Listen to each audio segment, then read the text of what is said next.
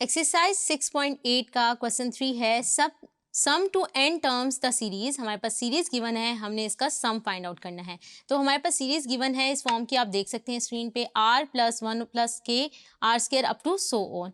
तो अगर आप देखें हम क्या करते हैं, सबसे पहले क्या करते हैं, मल्टीप्लाई और डिवाइड कर देते हैं हर टर्म को 1/1 - k से। जैसे कि आप अपनी स्क्रीन पे देख सकते हैं, मैंने क्या किया, मल्टीप्लाई और डिवाइड कर दिया 1 - k से। तो 1 - k से अंदर टर्म को, सीरीज की हर टर्म को मल्टीप्लाई कर देंगे। जो डिवाइड वाली टर्म है उसको हम बाहर लिख लेते हैं, जैसे कि ये हमने लिख लिया। तो जब हमने r को मल्टीप्लाई किया 1 - k से, तो आप देख सकते हैं ये रिजल्ट आया। इसी तरह जब हम 1 + k को मल्टीप्लाई करेंगे 1 - k से, तो आप देख सकते हैं यहाँ पे क्या हो जाएगा, एक a + b और a - b। तो यहाँ पे क्या आ जाएगा, 1 - k² का फॉर्मूला लग जाएगा। इसी तरह हमने क्या किया, नेक्स्ट टर्म में 1 - k से मल्टीप्लाई किया, तो ये हमारे पास कंप्लीट फॉर्मूला बन गया है 1 - k³ का। ये हमने टर्म्स लिख ली।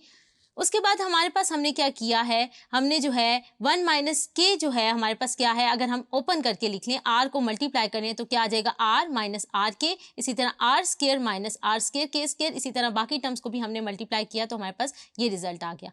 अब हमने क्या किया, हमारे पास यहाँ पे दो सीरीज बन रही थी, हमने क्या किया, r वाली अलग कर ली और k वाली अलग करके लिख ली। अब मैंने क्या किया, r + r², इसी तरह r³ को अलग लिख लिया अप टू सो ऑन।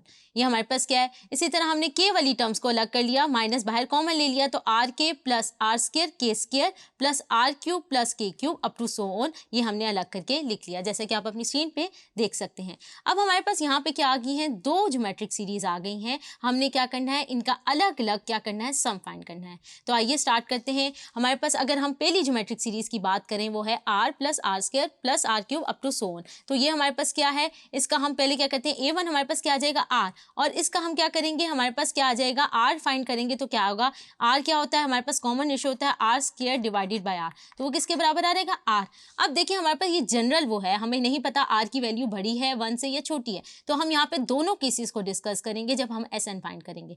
तो हमने लिख लिया कि हमारे पास ये r आ गया है, a1 हमारे पास r है। We have to find SN। तो हमारे पास अब r के हमें एग्जैक्ट वैल्यू नहीं पता, तो हमारे पास यहाँ पे दोनों केसेस आएंगे। अगर मैं पहले ले लेती हूँ r <1, तो SN क्या होगा, <1 के लिए SN का जो फॉर्मूला होता है वो क्या होता है, a1।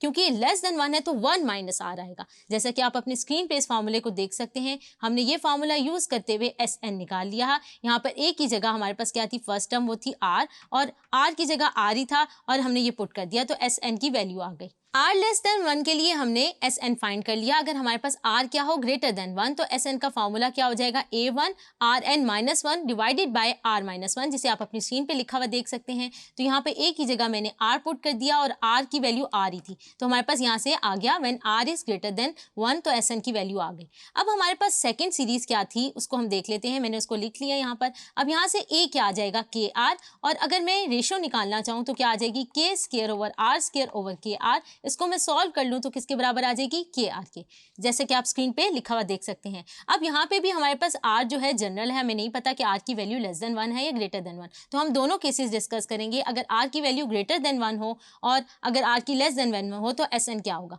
r की वैल्यू <1 हो तो हमारे पास SN क्या आ जाएगा, इसको आप अपनी स्क्रीन पे देख सकते हैं। a यहाँ पर क्या है, kr, r क्या है, kr। तो यहाँ पे हमने पुट कर दिया, जैसा कि जब हमने पुट किया तो हमारे पास SN की ये वैल्यू आ गई।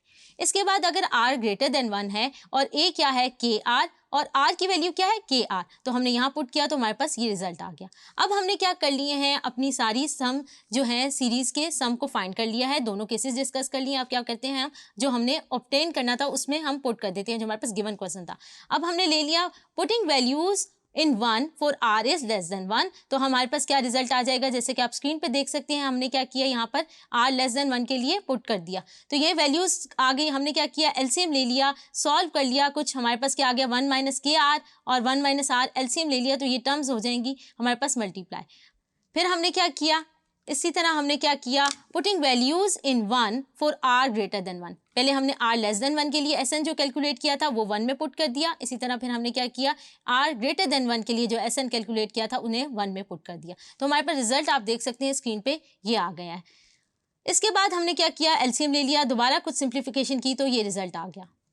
उसके बाद हमने क्या करना था, हमारे पास जो है ऑब्टेन रिजल्ट आ गया है। हमने क्या किया, SN फाइंड कर लिया। पहले अपनी सीरीज को दो तोड़ दिया और फिर हमने क्या किया, सम फाइंड कर लिया for both cases r >1 and r <1। Hope so आपको ये क्वेश्चन समझ आया होगा। Thank you.